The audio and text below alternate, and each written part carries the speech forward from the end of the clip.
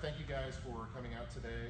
My name is Bud Scott. I'm happy to welcome you as the campaign manager for Oklahomans for Food, Farm, and Family for our press release event for the legal analysis prepared for and by the Conservation Coalition of Oklahoma, which is a member of the Oklahomans for Food, Farm, and Family umbrella effort. We've got a lot of wonderful people here today who are very concerned about State Question 777 and its impact upon Oklahoma. As you'll see here, these are all local organizations, all individuals of all walks of life, from farmers to clergymen, who represent very different aspects of Oklahoma culture. And we all recognize the impact that 777 has on our lives and potentially on our state of Oklahoma. First, we'll have to introduce everyone here. Ron Suttles, who's the chairman of the Conservation Coalition of Oklahoma.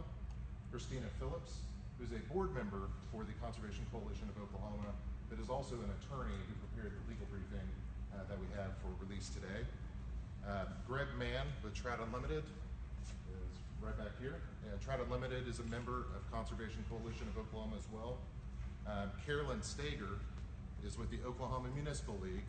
The Municipal League is also part of the Oklahomans for Food, Farm, and Family umbrella effort.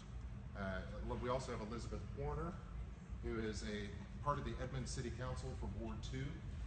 The Edmond City Council just recently, last week, adopted a resolution in opposition to State Question 777. So we're very proud and appreciative of their efforts and hope to see those replicated across the state. Steve Hill, who's with Focus Farms, he should be here shortly, but he's not here quite yet. He's a farmer located in Edmond as well. Russ Johnson, who's the chef and owner of Ludivine, R&J Lounge, and two new concepts in Edmond is right here. He's also a longtime member of the Oklahoma Farm and Food Alliance.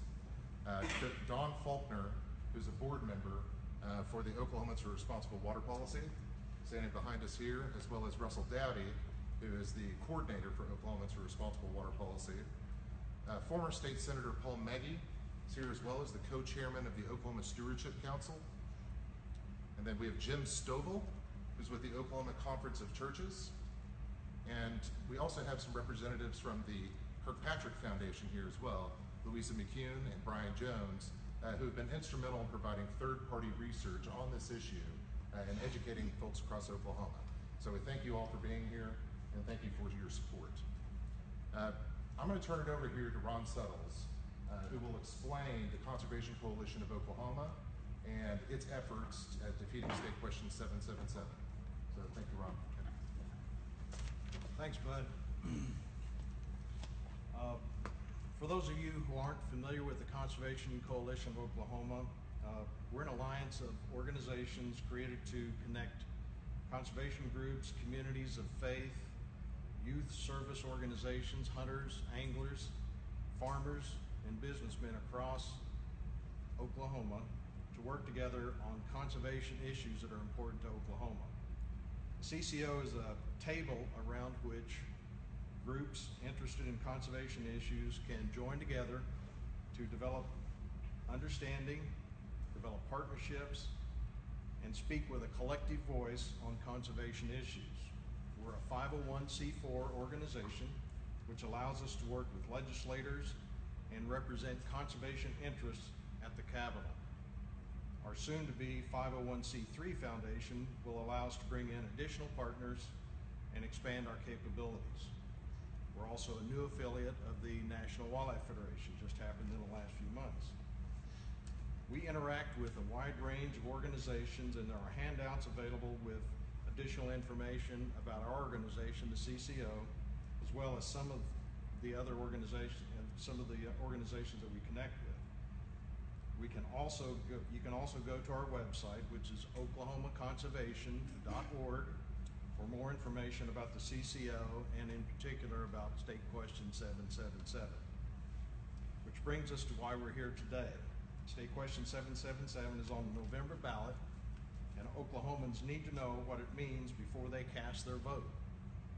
We were compelled to get involved in the debate over this state question when it became clear that Oklahomans weren't being given all the information they need about this proposed change to Oklahoma's Constitution. When you look at the full range of groups that are expressing concern and doubt about State Question 777, the Conservation Coalition of Oklahoma appreciates their contributions to our efforts. We appreciate and understand the importance of agriculture in our state, and importantly, just because you're opposed to State Question 777 doesn't change that. Agricultural lands are key to sound conservation. Our farmers and ranchers are important partners in keeping Oklahoma's natural resources healthy.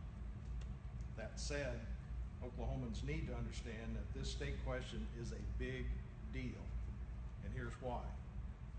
First, the idea for State Question 777 didn't originate in Oklahoma. It's part of a national push by corporate agricultural interests shopping this concept to several states in hopes of limiting or eliminating state oversight of their industry. The version we ended up with places in the Oklahoma Bill of Rights agriculture as a protected industry. No other industry in Oklahoma, not oil and gas, not manufacturing, not the financial industry, nobody has that kind of protection.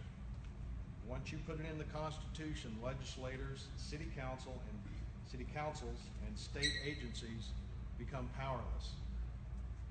It permanently ties the hands of the Oklahoma legislature in the event that agricultural practices cause harm to people or property. It forces federal oversight by hamstringing Oklahoma's ability to regulate this industry and practically ensures that federal agencies like the EPA will have to step in to do it.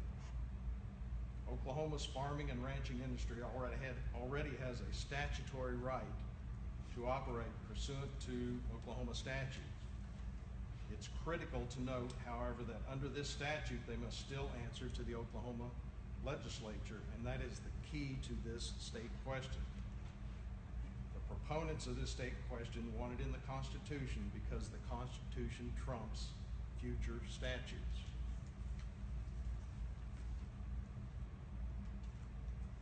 One more page. The State Question 777 does provide for grandfathering some, but not all, in existing laws. But even those laws can lose their grandfather standing and be changed or eliminated under certain conditions. We believe that State Question 777 will hurt family farms because of corporate industrial agriculture's ability to exploit this constitutional amendment in the name of agricultural technology. State Question 777 also opens the door for large agriculture operations to impact waters in ways outlined in the legal brief Christine is going to be talking to you about. I appreciate your time today, and vote no on 777. Thank you, Ron.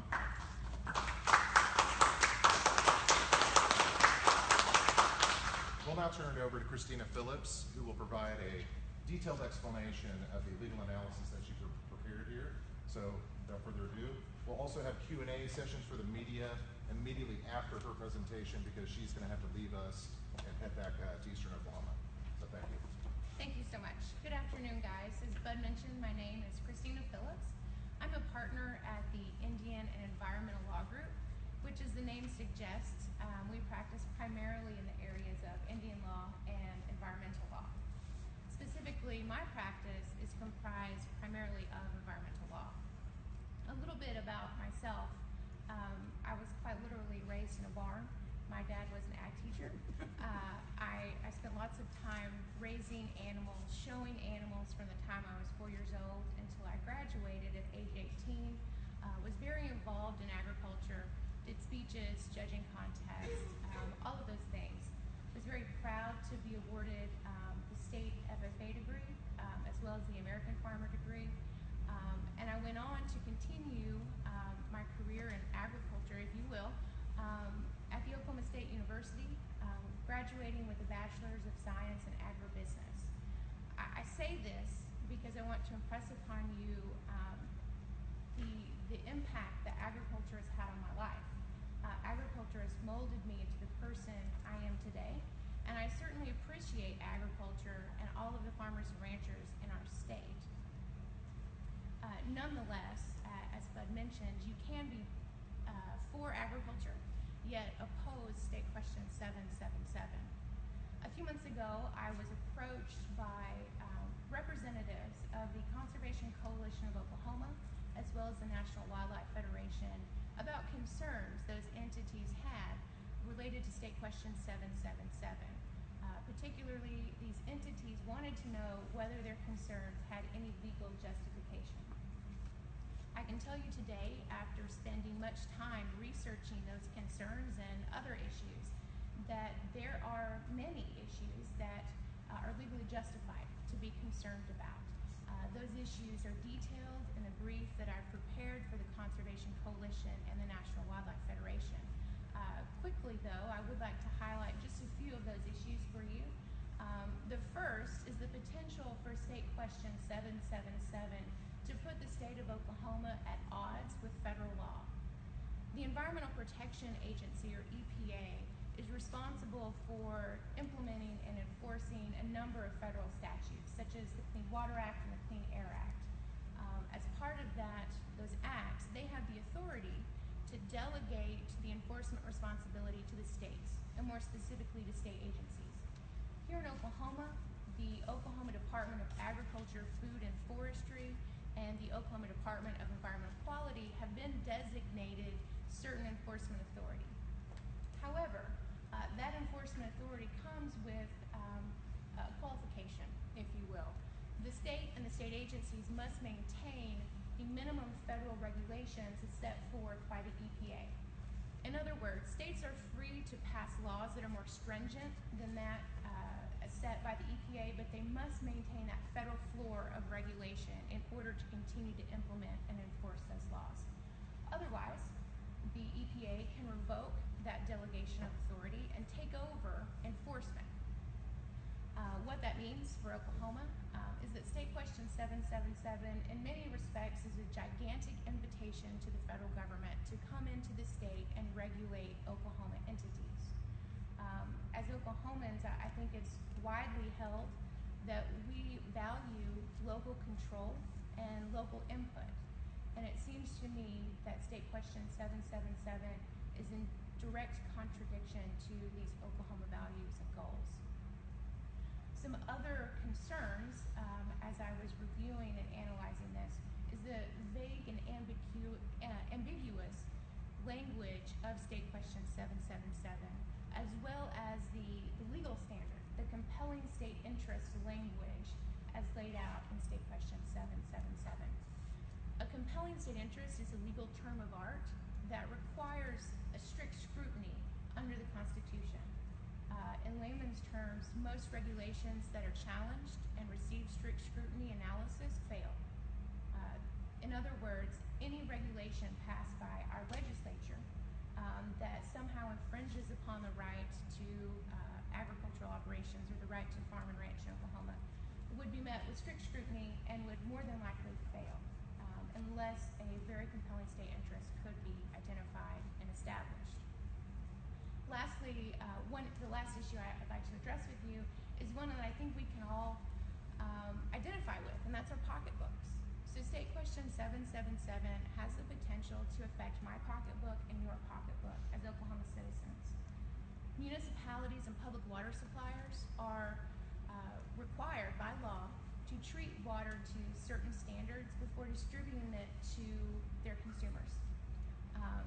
Logically, it makes sense that the cleaner the water is at the beginning, the less treatment is needed by the municipal water suppliers, and the cheaper it is for those municipalities and other water suppliers to distribute it to the consumer. Conversely, the more polluted and contaminated the water, the higher the cost of treatment, and in some cases, even new water treatment plants could be necessary to treat the amount of contamination and pollution, which only increases costs both to the water suppliers and ultimately to the consumers. In conclusion, State Question 777 has many far-reaching impacts, and I think that it deserves some intelligent discussion among all Oklahomans. This is something that we should not rush into, and we should consider very carefully. With that, I will entertain any questions that you have for me, and then turn it back over to Bud. You mentioned here that it creates an impermissible conflict with constitutional private property protections. Could you kind of explain that? Sure, I'll try to do so as quickly and concisely as I can. So in the Constitution, also in the Bill of Rights, there is an article, a clause that guarantees your right to property and that someone won't take your property without your permission. There's a similar statute for public takings, and we all know that as the eminent domain, but this is for a private taking of private property. So you can have the very real situation where you have a private property owner downstream who owns property that a creek runs through. And you could have an agricultural operation upstream of that that contaminates or pollutes the water. And that could be considered a takings of private property by a private entity without permission. And so in that instance, you would have two clauses in the Bill of Rights that contradict each other and that seem to support each's causes of action. And it's a real legal conundrum, if you will. Any other questions? Well, thank you so much for your time. I appreciate having the opportunity to talk to you all. I hope you have a wonderful day. And with that, I'll turn it back over to Mr. Scott. Thank you.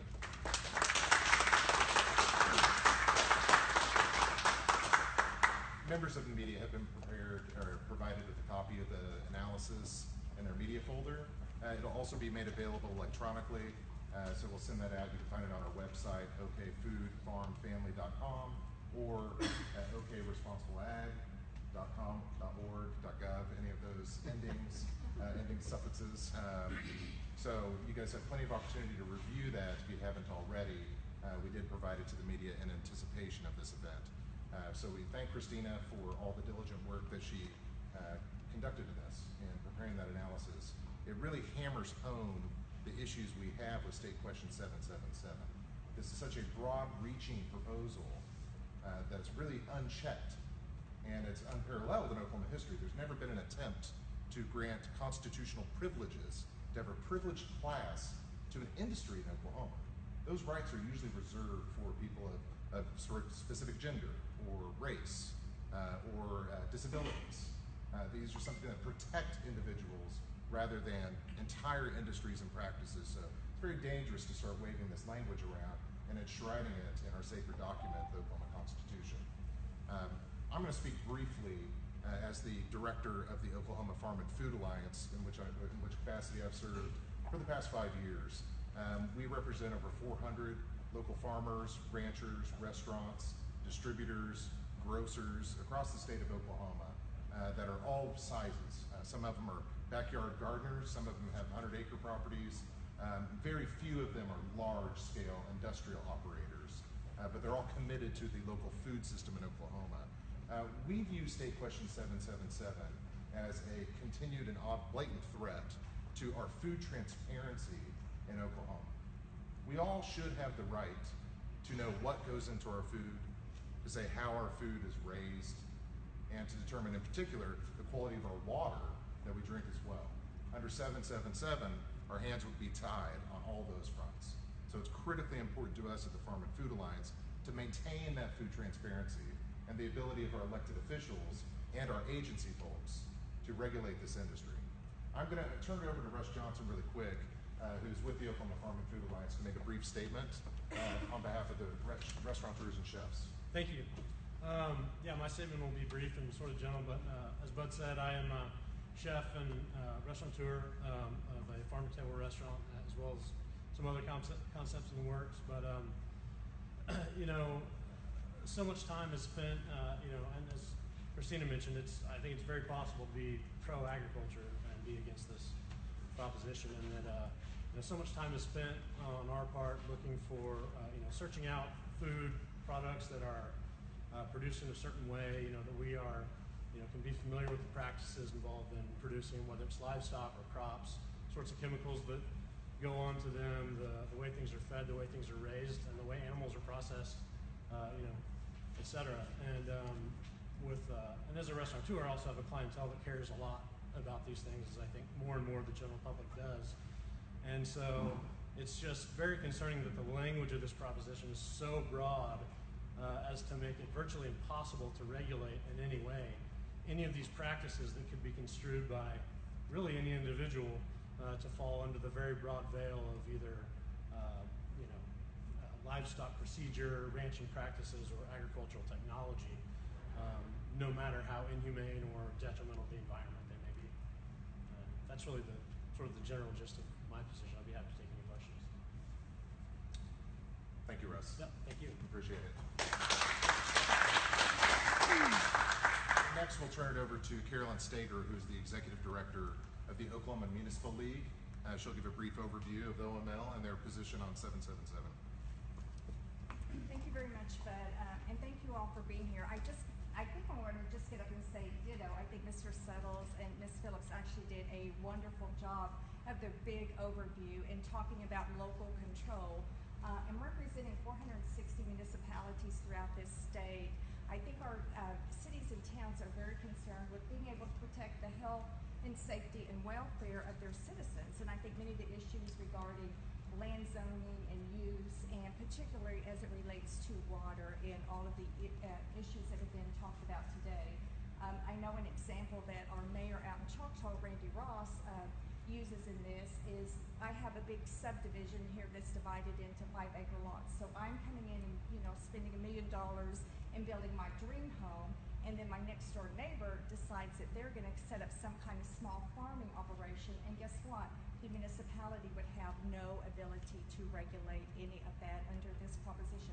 So I think the unknowns are way, way too many and really very scary. And so again, very much thank everybody that's here and representing. I think when you look at the diverse group that is represented here today, you can see there are many, many issues, and you can just kind of pick and choose which one you think is the most onerous for you. But thank you so much for being here.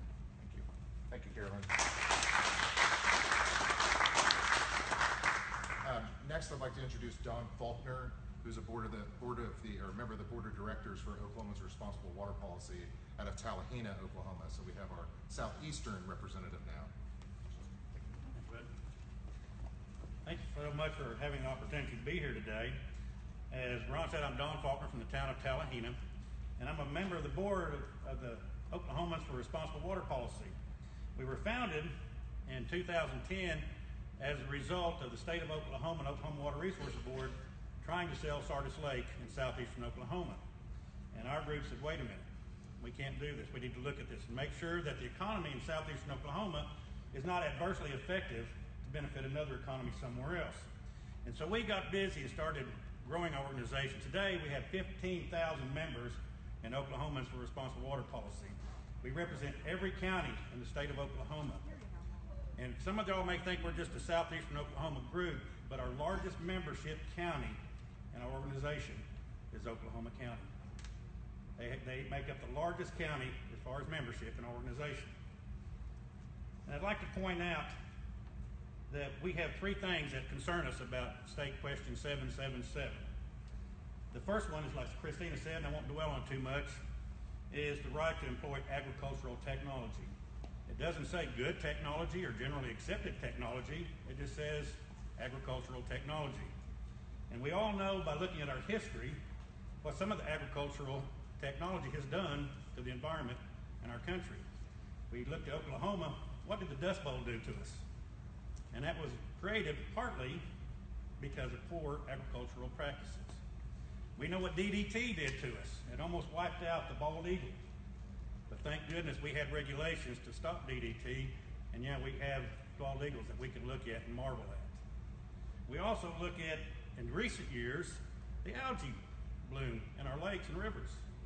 And we know that's partially caused by agricultural runoff.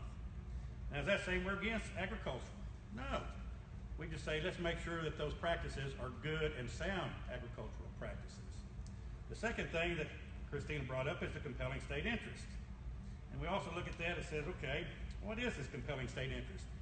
And we're concerned, like Christina is, about the fact that when you take the state out of this equation, who comes in? the courts, and the federal government.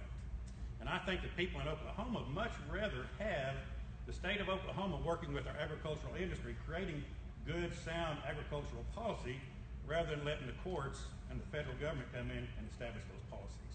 We think it's wiser for the local people in Oklahoma to work together to create these policies. Since the beginning of ORWP, our main goal has been to make sure that sound science is utilized before any water policy is ever established. And what we're worried about in the state of Oklahoma, only one aquifer has been comprehensively studied to the point that we can determine the sustainable annual yield for that aquifer. And that's the Arbuckle-Simpson aquifer. And before, the Water Resources Board said that this particular aquifer could produce approximately 2 acre-feet of water. And now, when they did the study, it's 0.2 acre-feet of water. So before we did this comprehensive study, we thought we could have a lot more water than we actually had. So what concerns us is that if we pass this law, how are we going to be able to do our science in order to regulate the use of water to make sure that we have sustainable water for future generations of Oklahomans? There's only 2 states west of the Mississippi that doesn't have a complete inflow study of their streams and rivers. And guess which one of them we involved? We're not the 48, or we're one of the 2 that haven't done our in-stream flow studies. So we're saying, people, let's back up a minute and not get this cart ahead of this horse. We have to make sure that we know exactly what we're doing with the water before we do anything. And what we've got is a bill here, or a state law that we're asked to vote on that, forgive me for saying it this way, but if you thought Nancy Pelosi was wrong when she said just pass the bill and read it later, you're going to say 777 is wrong. Because we're being asked to pass this thing without knowing exactly what it means. Nobody can tell you what compelling state interest is and what agricultural practices are involved in this bill. So until we know exactly what this bill includes, this law includes, we need to vote no. Because we'll wake up down the road and say, what have we done? And then it'll be too late. The Farm Bureau, that's another concern we have in our organization. And I'll bring that out in the room here today. Farm Bureau is one of our biggest, I'm going to say enemies when it comes to protecting water. In their last year annual meeting, they voted to allow or agree to out-of-sale of Oklahoma water, out-of-state sale of Oklahoma water. Never before have they come up and said that. They also took out of their language their opposition to eminent domain when it comes to building dams, pipelines, and so forth.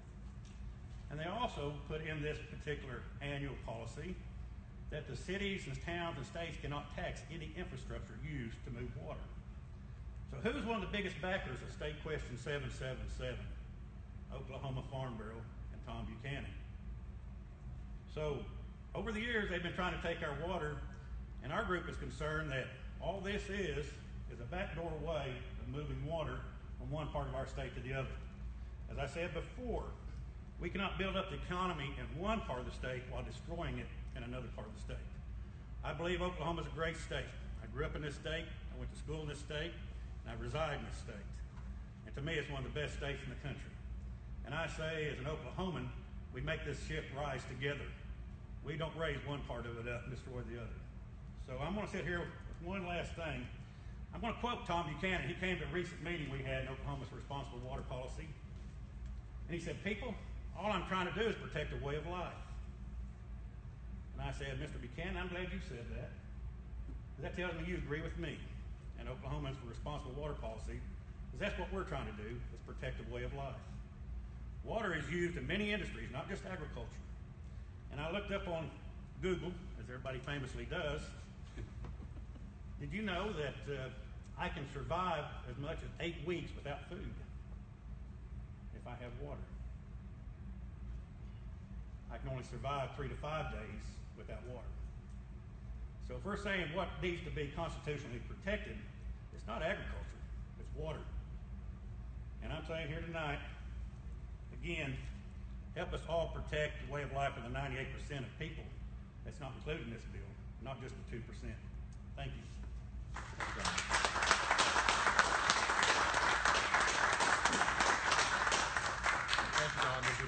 powerful commentary. So now we'll turn it over to Jim Stovall, who has a different perspective on this from the Oklahoma Conference of Churches. Thank you. So the Oklahoma Conference of Churches is a coalition of all of the major Christian denominations in the state of Oklahoma, all of the mainline Protestant denominations, as well as the Catholic Church is very supportive. For what it's worth, the Oklahoma Conference of Churches has a long history of involvement.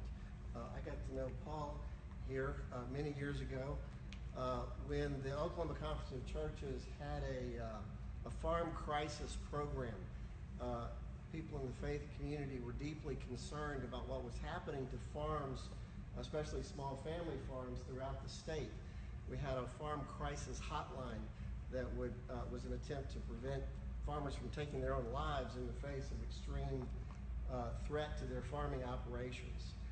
So one point here is that the Conference of Churches recognizes the value of family farms and the importance of our agricultural community. So don't be deceived in thinking that 777 is pro-farmer or pro-agriculture. I think that's a mistake. I think it's a shell game. It's an attempt to mislead by calling it protecting agriculture or right to farm. The faith community is very clear that when it comes to our land, our air, the water we drink, the air that we breathe, that we are all in it together. It's not appropriate any longer to say that your end of the ship is sinking. That's folly. And so it doesn't make sense that we would favor one industry over other industries. All of this, all of our natural resources are a sacred gift of God. And we do not believe that this state question would put us any closer to treating it as the sacred resource that it is. As far as I can tell, 777 would rob the state of its legitimate ability to protect these valuable resources. As far as I can tell, 777 is a Trojan horse which opens the door to large corporate interests. So in no way is it pro-farmer or anything of the sort.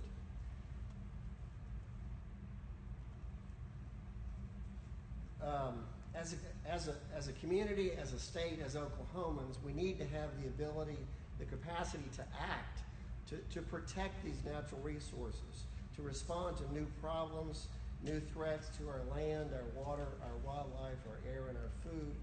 And my belief is that State Question 77 robs us of that opportunity to take legitimate action to protect these incredibly important natural resources that cannot be replaced. So I appreciate it.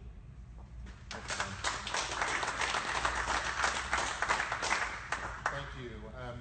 Now I'd like to turn to a true champion of Oklahoma's farmers and ranchers here in Oklahoma. Former State Senator Paul Maggie is not only a farmer, he's been a policymaker who has really put his actions where his words were. He has stood up for our natural resources and he stood up for our producers. So I want to turn it over for some words of wisdom from former Senator. Thank you. There's some people I still require that they use the title. They're at OSU. And they don't like it. It's really gratifying to be a part of a coalition of people in Oklahoma, friends and longtime acquaintances. I just can't believe this lineup here, the people that I got to work with while I was in the legislature. I spent 12 years there. By the way, I was a co-author of DEQ. There's an interesting thing about that. Did you ever stop to think why the animal waste regulations are in the Department of Agriculture? Well, we couldn't have got it passed if it had been in the DEQ. That's some of the inside things that we've had to deal with in agriculture for a number of years.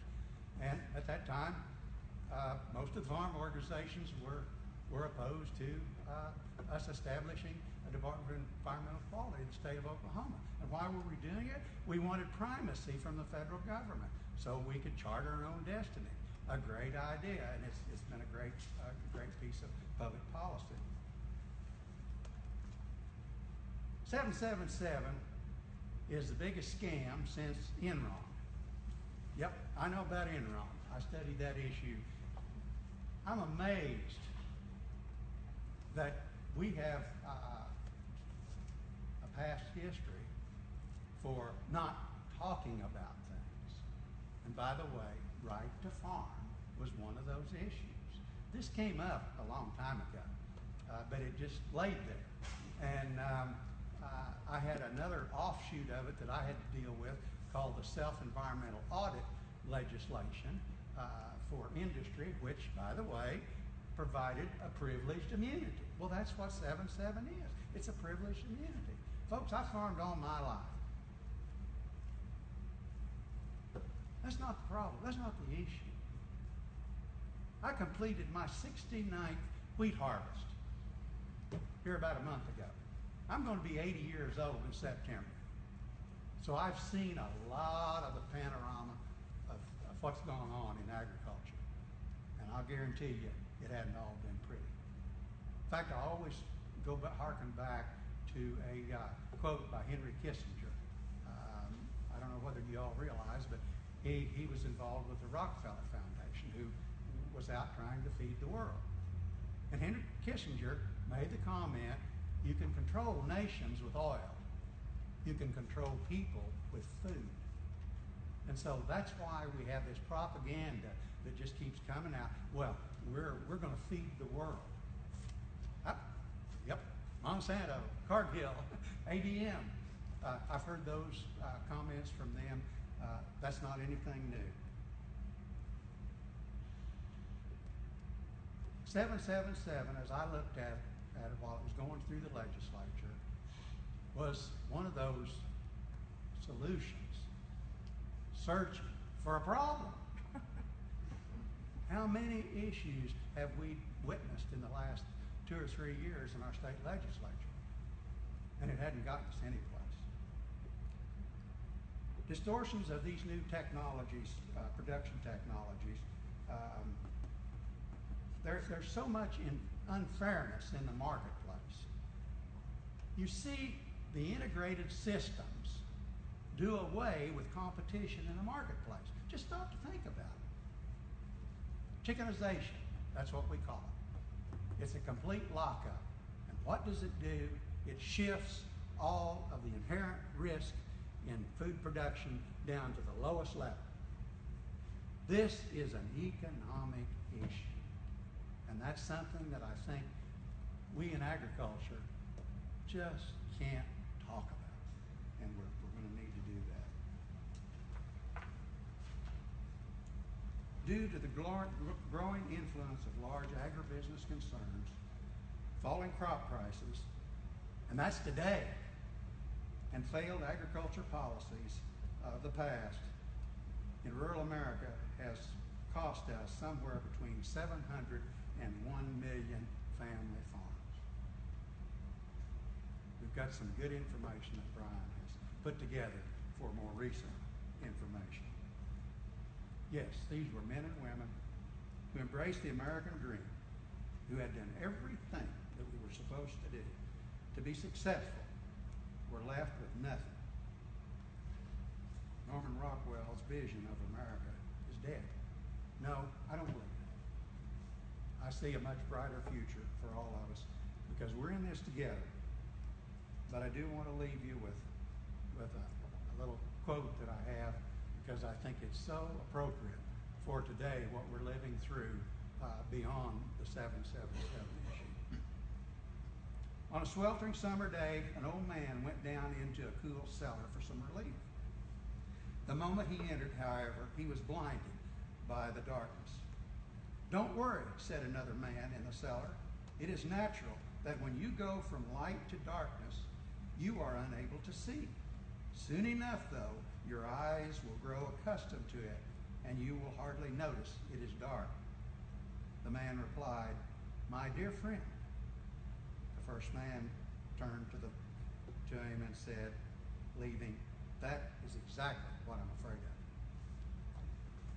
This is probably one of the most critical issues that I've ever participated with in production agriculture in the state of Oklahoma. And it's time to call it what it is. It's a corporate scam on the part of agribusiness to protect themselves so they won't get sued someday for screwing up the environment. Thank you.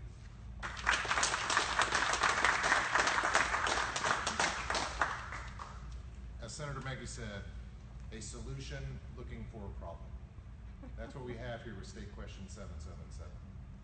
The proponents of this legislation, they'll tell you that the only people that are fighting this are out-of-state animal rights and environmental activists. I think if you look behind us today, you see people of all walks of life. Our voices count in this matter. We should be heard when it comes to water quality, when it comes to food transparency, when it comes to constitutional protections. So I want to thank all of our coalition members here. You'll have in your packet the copies of the brief, contact information for the folks who are present today if you'd like to do any follow-ups. This is being live streamed, so it'll be available digitally as well. You'll be able to find it on our website, okfoodfarmfamily.com, as well as at okconservation. OKResponsibleAg.com. All right. Exactly. We've got a few. There's like 5 websites that we have, so just check it out. Check out No on 777 as well. There's a lot of wonderful partners here. We're honored to be working with so many talented people who are fighting this critical issue. So thank you very much, and vote no on 777.